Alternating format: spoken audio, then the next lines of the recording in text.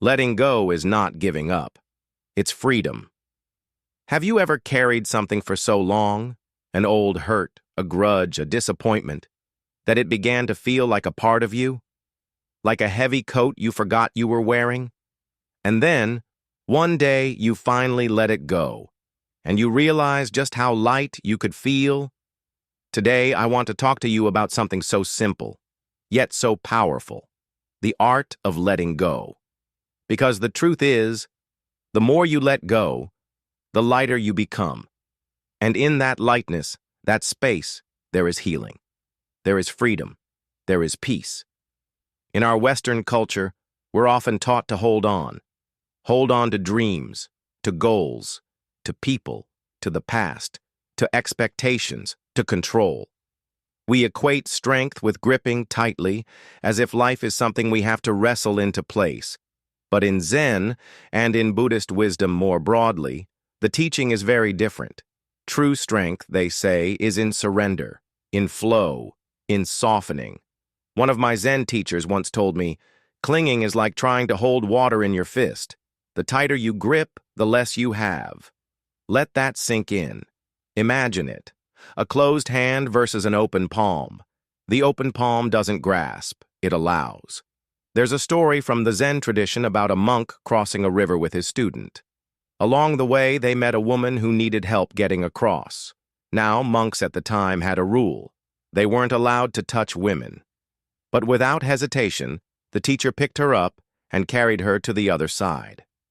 Hours later, nearing the temple, the student finally said, "Master, how could you carry that woman? That breaks our vows." The master smiled gently and replied, "I put her down hours ago. Why are you still carrying her?" That story always stays with me. Because how often do we carry things long after the moment has passed? A comment, an offense, a regret. We relive it, revisit it, rehearse it in our minds. But we don't realize that weight is optional. Letting go doesn't mean forgetting. It doesn't mean saying what happened was okay. It simply means choosing not to carry the pain with you anymore.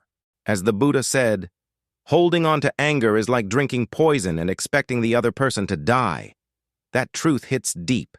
When we hold on to resentment or fear or shame, we suffer twice, once in the moment, and again every time we replay it. But when we let go, we create space. Space to breathe, space to heal, space to see life clearly again. I remember working with a woman in her late 60s, let's call her Margaret. She'd carried bitterness toward her sister for nearly 30 years. They had fought over an inheritance. Harsh words, silence followed. Margaret used to say, "She doesn't deserve forgiveness." And gently I'd ask, "But do you deserve peace?" Over time, with meditation, journaling, and deep inner work, something in her began to soften. She didn't call her sister, not yet. But she let go of the burning coal inside her chest. One day, she told me through tears, "I didn't realize how heavy this had become. That's the hidden cost of holding on. And that's the gift of letting go." Modern science supports this too. When we ruminate on painful memories, our brain releases cortisol. Stress builds, heart rate rises. Our bodies react as if the pain is happening now. But when we choose to let go, through breathwork, mindfulness, or forgiveness, our nervous system resets. We shift from fight or flight to rest and heal.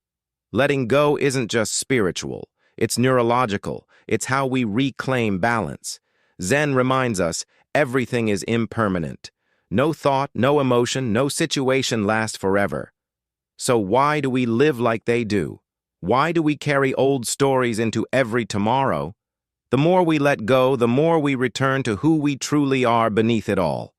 Still, present, peaceful. Let's try something together. Close your eyes for a moment.